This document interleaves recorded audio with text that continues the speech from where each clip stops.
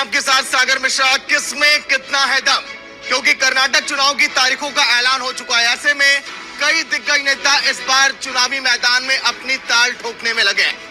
कर्नाटक दक्षिण भारत का वो राज्य जिसकी सत्ता पर हर कोई काबिज होना चाहता है, या यूं कहें कि कर्नाटक दक्षिण भारत का प्रवेश द्वार भी कहा जाता है।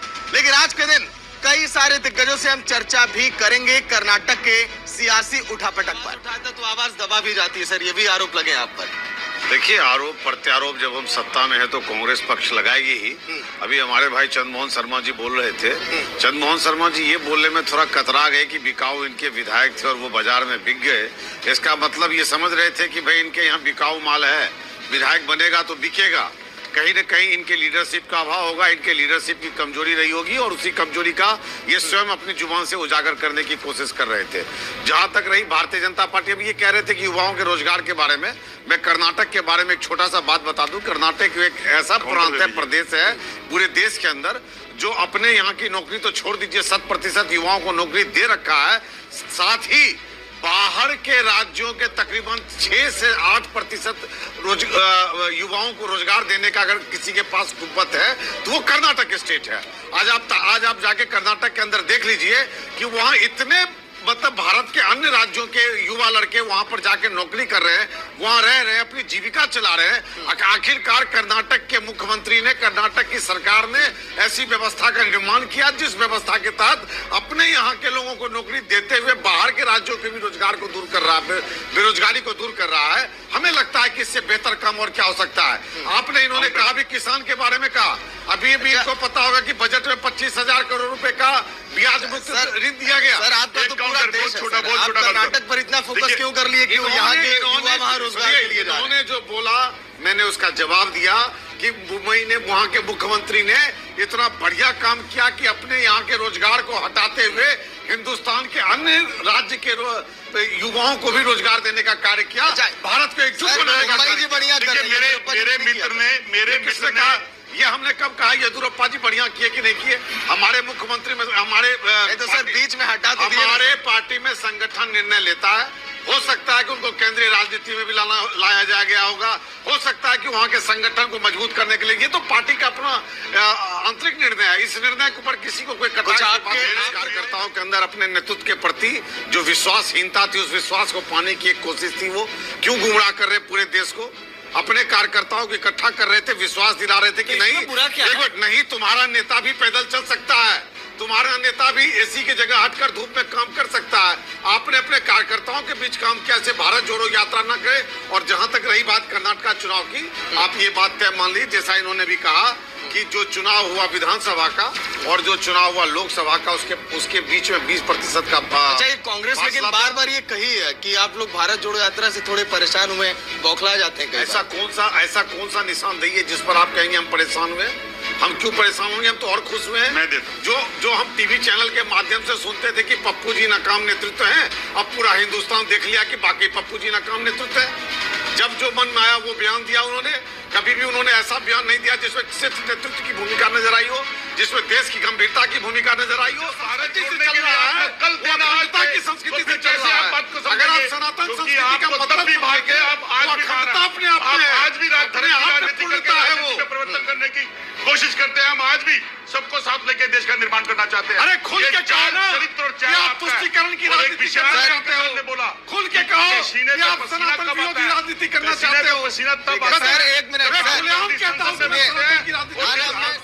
अलग देश, अलग प्रदेश के लोग जाके वहाँ रोजगार ले रहे हैं, वहाँ शांति व्यवस्था बनी हुई है, वहाँ विकास का कार्य हो रहा है। किसान को 25,000 करोड़ का मुफ्त मतलब ब्याज मुफ्त लोन दिया गया, उसके बाद भी ये संतुष्ट कह रहे हैं। मैं आज आपके चैनल पे कह रहा हूँ 200 से कम नहीं, किसी और में दम नहीं, बीजेपी ही वहाँ आएगी। 200 से कम नहीं? सुनो मजाक सुनो बीजेपी, अरे सुनो बीजेपी वहाँ आएगी और 38 साल का रिकॉर्ड तोड़ के लाएगी। देखिए सर, अगर आप कह दिए कि बात कर रहे हो आप, आपने सुनिए मेरी बात। सर वही अगर ओपिनियन पोल हम कहते बीजेपी वापसी कर रही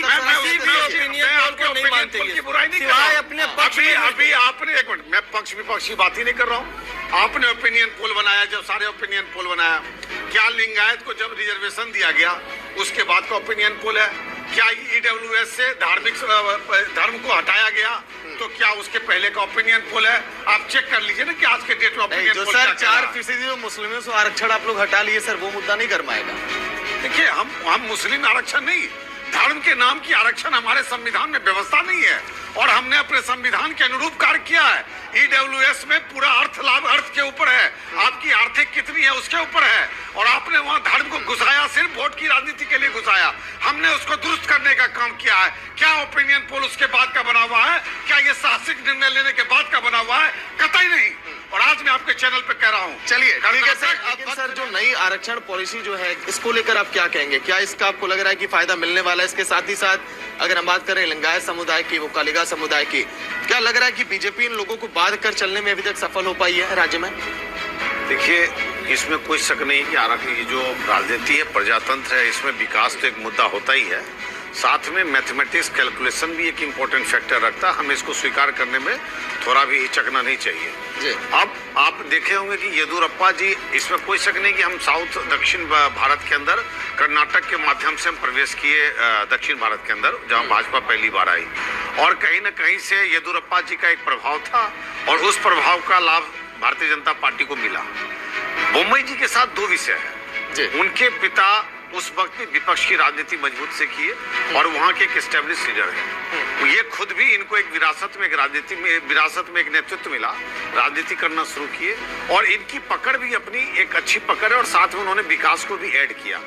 आप इस बात को स्वाभाविक मानिए कि फायदा हो नुकसान हो ये तो नहीं मालूम, लेकिन सोशल इंजीनियरिंग के तहत लिंगायत समुदाय का वर्षों से एक डिमांड था, इसके लिए आंदोलन था और उसको भारतीय जनता पार्टी ने पूरा करने का कोशिश किया है, पूरा किया है इनफैक्ट। तो स्वाभाविक है उसका लाभ मिलेगा। लिंगायत समुदाय का एक खासियत मैं आज बताता हूँ। लिंगायत समुदाय वो समुदाय है, जब वो वोट डालती है तो वो एकजुटता के साथ और किसी एक के लिए ही मजबूती से वोट करने का कार्य करती है और ये जो अभी तक उसका एक ट्रैक रिकॉर्ड दिखा गया है, हम उम्मीद करते हैं कि उसका भारतीय जनता पार्टी को लाभ मिलेगा, लाभ मिलना भी चाहिए, क्योंकि ये इनका बहुत दिन से एक डिमांड था और उस डिमांड को भाजपा ने पूरा करने का इस बार प्रयास किया है। ये कोई कांग्रेस से सीखे, उनके नेता से ये युवा अवस्था में बदतमीजी हो गई तो उसको ये निडर कह के ढक नहीं सकते हैं, पहली बात। और जिस शिव कुमार जी की ये बात कर रहे हैं, वो शिव कुमार जी आज पूरे कर्नाटक चुनाव के बहुत बड़े फंड रेजर हैं और उन्होंने कांग्रेस पार्टी के साथ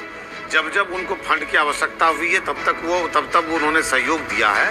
तो इस तरह से अर्थ लाभ लेकर उनको मुख्यमंत्री के लिए आगे बढ़ाने का काम कांग्रेस पार्टी ने किया है। हम जानते हैं और पूरी दुनिया इस बात को समझती है। आज आपके पहचानते भी है कांग्रेस ज्वाइन कर रहे हैं, सुनिए एक इस कारण कर रहे हैं, पहचानते भी हैं मुखर कि नेता जितने भी भ्रष्टाचार में करप्शन से लिप्त हैं, पैसे आए, वो जितने अपने भी परिवारवाद में लिप्त हैं, जिसके कारण भाजपा के कुमार जी के ऊपर दो चारों से अलग चेहरा नहीं है। मजबूरी है शिव कुमार को मुख्यमंत्री के लिए आगे बढ़ाना, क्योंकि वो आदमी आर्थिक रूप से बहुत सेक्रीफाइस कांग्रेस पार्टी के साथ कर चुका है। किसानों की अनदेखी, बेरोजगार और महंगाई। सर क्या डीके शिव कुमार जी के साथ कांग्रेस के इतिहास को देख लो आप, 4 कदम आप चले गए, संख्या तब जगह है जब उसका सब कुछ लूट चुका 4 है। कदम तो आप उससे चले गए, संख्या तब जगह है जब उसका सब कुछ लूट चुका है।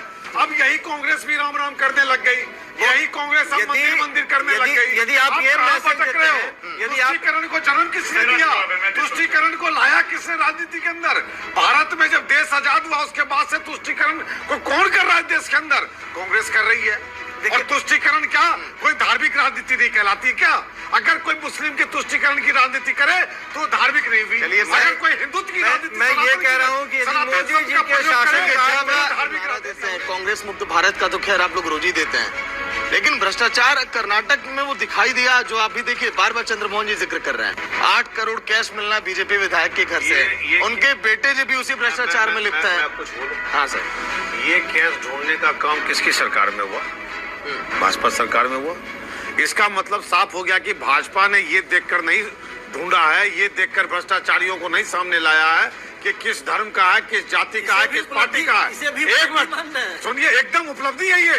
अरे हम अपने घर में हमारे साथ जो बेईमान है हम उसको भी नहीं छोड़ रहे हैं। और कैसी चाहिए आपको सच्चाई? और कैसा ट्रांसपेरेंसी चाहिए? और कैसा ट्रांसपेरेंसी चाहिए? और हम इस बात से खुश हैं कि अगर भाजपा के अंदर कोई विधायक, कोई सांसद किसी भी तरह का भ्रष्टाचार में लिप्त होता है तो वही हश्र होगा जो आज कांग्रेस से जुड़े भ्रष्टाचारियों के साथ हो रहा है। भ्रष्टाचारियों के नाम पर ना कोई मजहब है, ना कोई पार्टी तय मानिए, मोदी तो मेरा बोनस पॉइंट है। तय मानिए, इस बार के चुनाव में तिसलम टूट जाएगा, 38 साल का रिकॉर्ड फिर से टूटेगा और भारतीय जनता पार्टी दोबारा ज्यादा सीटों के साथ सत्ता में आएगी और कर्नाटक में फिर से सरकार बनाएगी। तो चलिए, शुक्रिया संजीव जी आपका।